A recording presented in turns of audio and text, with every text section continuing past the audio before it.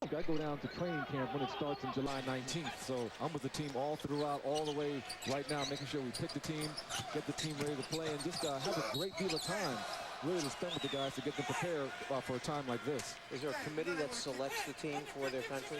Matter of fact, it's the coaches that do. I work with the coach, Henrik Bettman, who's the head coach, Armin Andres, who's another assistant coach along with me.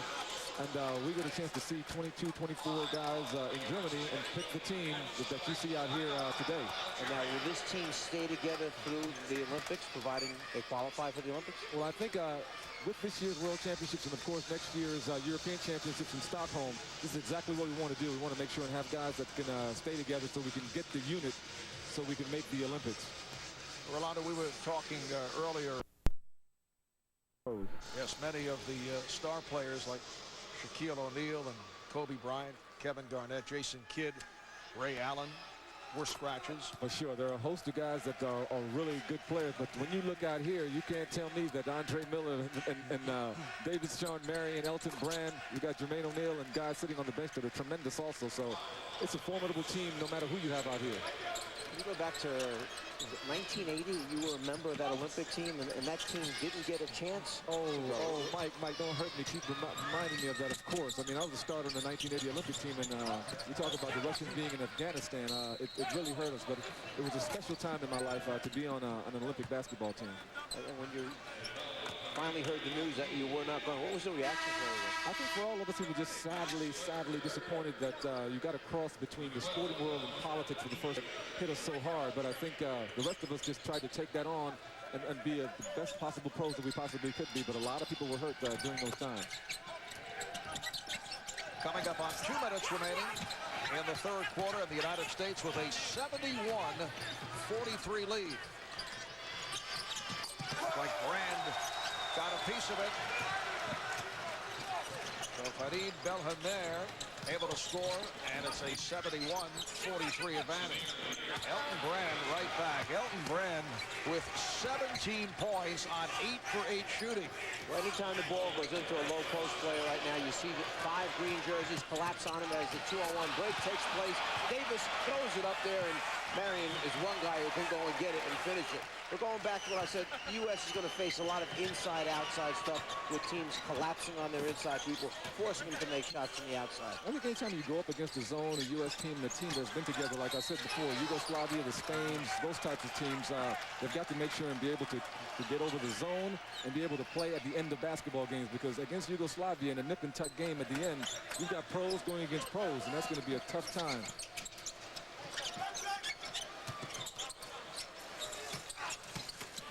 This is Bougadier trying to give it up, and a foul is called. If there's a weakness in the United States team, what do you see out here, Orlando? What's one of the maybe 1 or 2 points that you might try to attack versus this particular team? I think the important factor is that they do really try to play one-on-one basketball. I think right now the help defense isn't there yet as far as I'm concerned from what I've seen all throughout. And you've got to be able to have some good continuity with that, and guys playing together and knowing when to relieve, when to help. And I think in playing one-on-one basketball, it gives an opportunity to a guy just like our team a chance to go one-on-one and do a good job. So that's the main thing. They need to be able to come together here pretty quick, because they're going to be playing against some teams that have been together for years.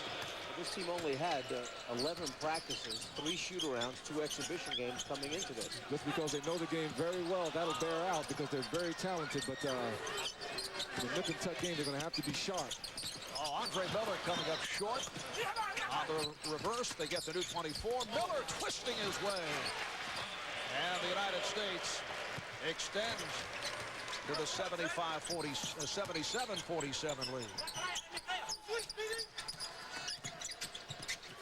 Rolando, did you ever have a Spalding? You know what Spalding is? Yes, he does. He's a Brooklyn guy. Come on. I played my stick ball, of course. I had my ball out there, and I had my notes from the people that I beat in the neighborhood. What would you think about a person who carries one with him on the road all the time? I think it's wonderful. You're talking about sparking some memory. Thank you so much. Goodness. The high bounce ball, too. Boy, this is wonderful. Wonderful. Did you beat anybody though with any of the pictures with the ball? It's dirty. You can tell it's been used. This is the person that sits in his hotel room and bounces it off the wall or ceiling. Gotta get out. There it is. That's wonderful too. That brings up a lot of memories too, boy. Don't forget, Rolando. That's the East Coast. That's the East Coast activity. From Grady High School in Brooklyn. He knows Spalding. Definitely so. He's Flatbush. Final seconds of the quarter. And Baron Davis able to take it all the way. After the steal, Baron Davis started the break, had the presence to look up at the clock, notice how much time was left, and finished it off in time before the clock went off. Rolando, thank you so much for joining us. We appreciate it. Pleasure, Marv. Pleasure, Marv. Thanks, Mike. Thank you, Rob. It's a pleasure. Rolando Blackman, assistant coach for the Dallas Mavericks and for the Possible to stop.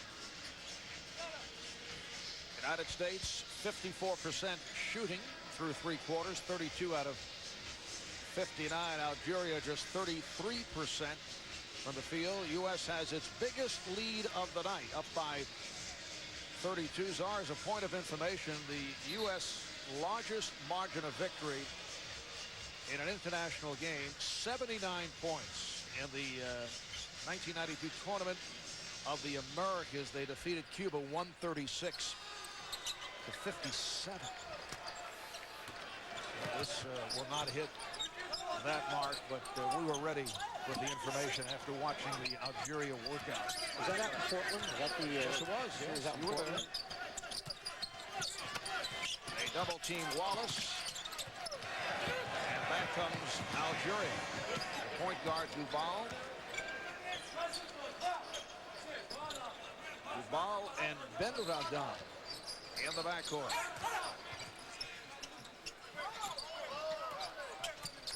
Pressure here by Baron Davis. Ended up down with the shot clock running down. Try to go glass.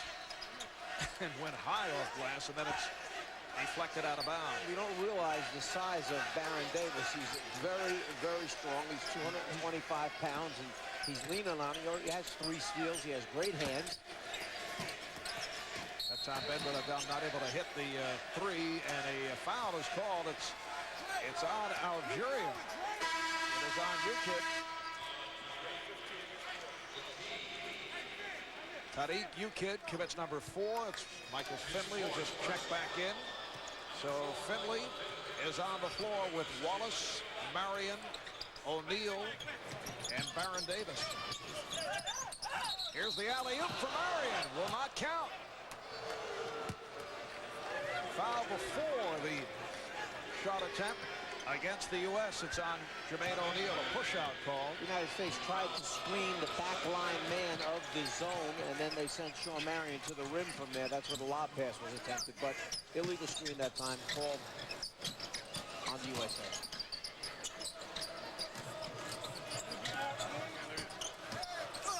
Under 9 minutes remaining in this 4th quarter off the rejection. And Wallace puts it down. Wallace serving up a facial, and the U.S. now leads 81-47. Let's go over to Craig Sager. Craig? Oh, thank you, Mark. We mentioned in 1992, FIBA allowed NBA players to compete internationally. Since then, the United States a record of 53-0. But there's still college representation. Nick Collison from Kansas, the All-American, representing all colleges as an alternate on this team. What has it meant to you? It's been a great experience. I've got to practice every practice with these guys. You know, just like they do, they treat it like a regular teammate and learn a lot from a lot of experienced players. It's been fun. What have practices been like? Have they been fun? Have they been all-star practices? Have they been hard-working? They've been hard work. Coach Carl's trying to get it where it's a playoff-type atmosphere. It feels like if we come out and play with that type of intensity that they do in playoff games, then you know we should have a good shot winning the goal. But if we come out and play like an all-star atmosphere, you know, then we'll have trouble. So he's trying to. It's been pretty intense. Do the players talk about the possibility of having an upset or teams playing themselves like Yugoslavia, Argentina? No, I think they have a lot of respect for a lot of teams, and they know they're going to have to come to play. But you know, they're just trying to get themselves ready. You know, get as good as they possibly can, so they can play their best basketball and hopefully win. But they respect a lot of these teams and realize they're going to have to come to play. You mentioned what a great thrill it was for you to practice with these guys, the NBA players. You also got to play in a couple of games. What will that do to your career and help you at Kansas? Oh, it helped a lot, and just in my confidence. You know, I've gone up against some of the best players the NBA has to offer, and I've learned a little bit about the NBA game. And you know, I'll just go back to school and work hard with my Kansas teammates and get ready to go for the season. I think it'll help a lot, though. You got to go against Yao Ming in China last week. What do you think of Yao Ming?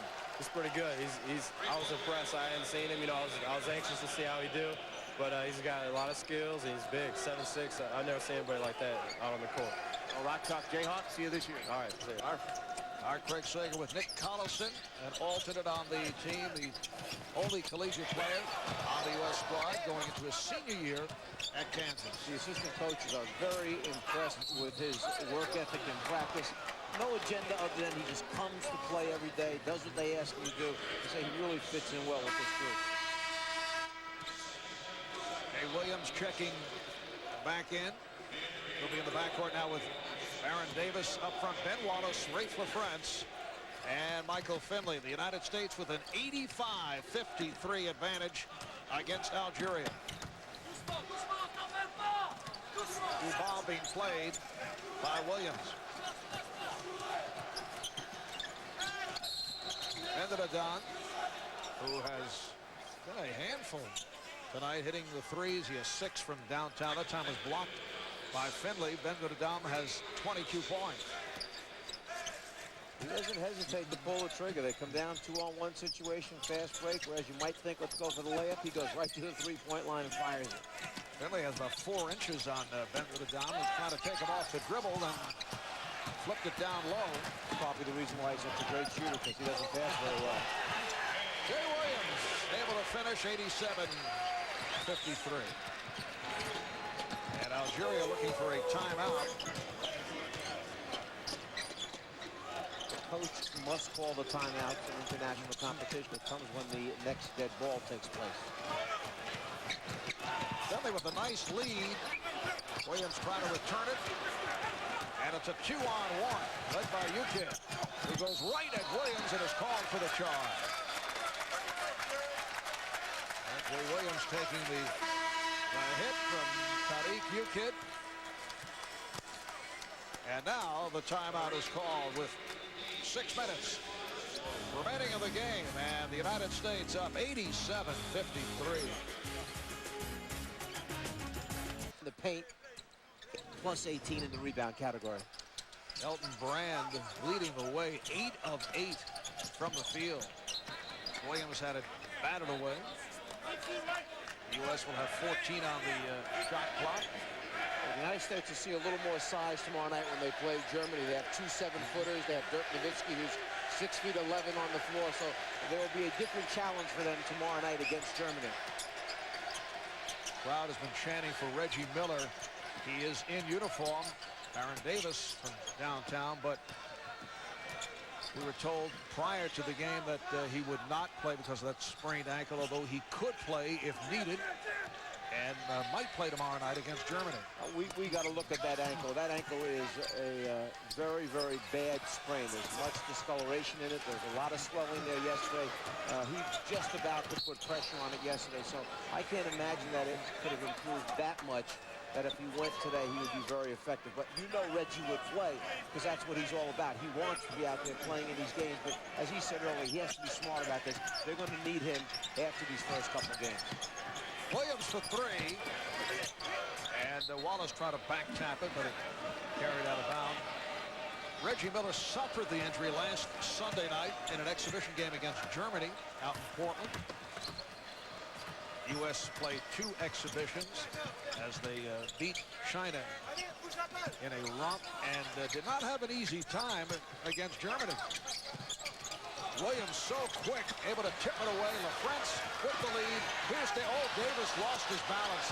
Apparently there was a slippery spot on the floor, and Baron Davis comes up hobbling. Yeah, he's very, very lucky. That could have been a very serious injury. If that sneaker got caught on the surface. We'll look at it again. Just as he starts to go up, you'll see right there, his foot gets caught. He doesn't have the ability to elevate, and it's a slight turn right there. The right foot slides along the ground rather than planting and elevating.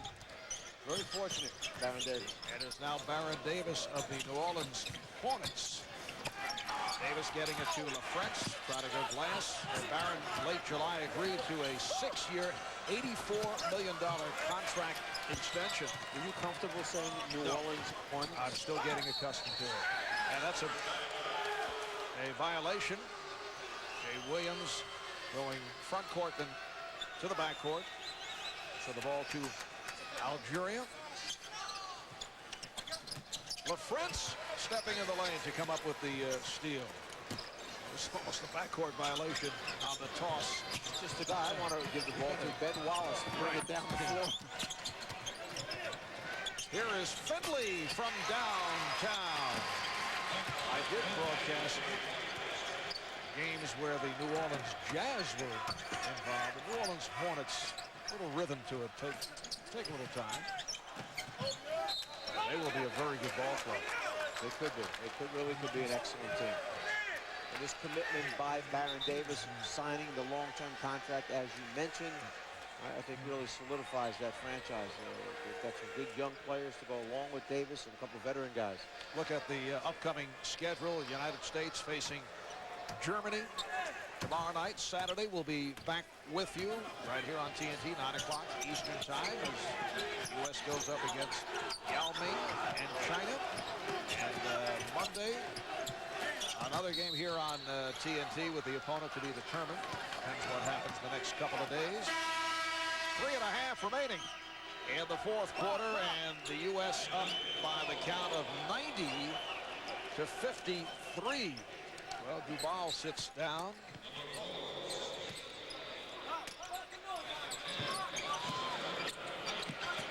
Sofiane Balaya checks back in, so he'll play the point for Algeria.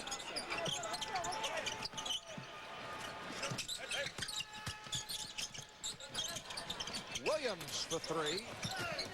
Wallace able to get to it. Nice pass. Wallace to LaFrance.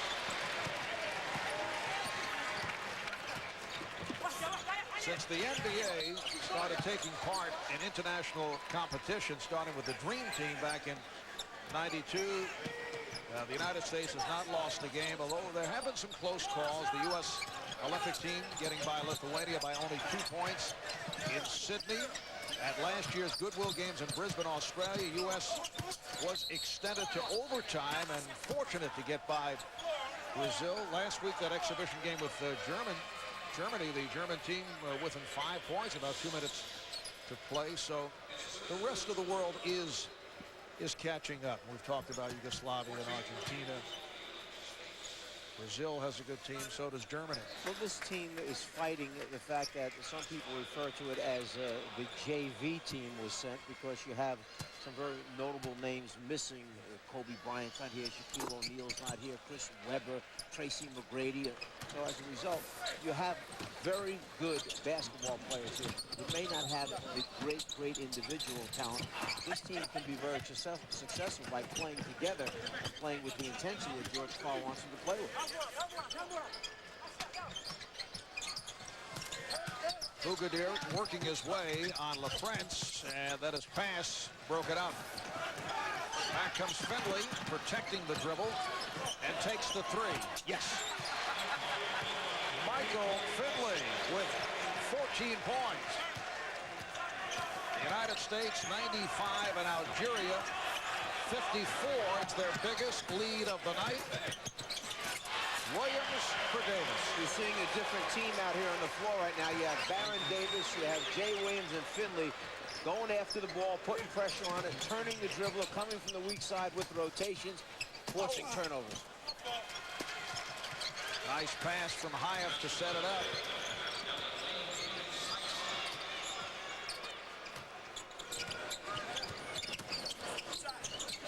Finley was actually said, I'll take the three. Hesitated. That's his third straight from downtown. That's why George Karl would like to have him coming off the bench, because this guy can explode. Hayef not able to hit. A rejection by Wallace. We are coming up on a minute remaining of the game. Williams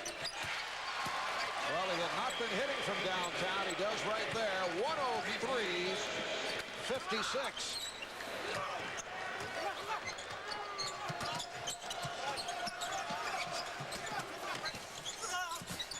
LaFrance call for the foul. We mentioned at the start that the head coach of Algeria, Bilal Faïd, said that he told the guys, use this as a learning experience. Enjoy what takes place on the court. I don't know how much they're enjoying it right here. I think just the opportunity to play against a team like the United States gives them a little sense of confidence for when they go on and play other teams. As a player on the national team for 9 years, Algeria located North Africa. It is the second largest country in Africa. It's about 3 times the size of Texas. And as we mentioned earlier, Faïd telling us that basketball is about the 3rd most popular sport behind soccer and team handball. But very aware of the NBA. Games are shown there. They watch them quite a bit. Abdelalim Saya on the line. His first appearance of the night. 103-58 with a minute remaining in the game. LaFrance able to recover. A lot of guys could have got an assist on that one. Williams, Wallace, LaFrance. To go under National Hockey League guidelines where they award a couple of assists. And stars. And stars. Yes. Yeah. Good. You tried to run that one past me, didn't you? No, not at all. You didn't think I knew hockey, eh?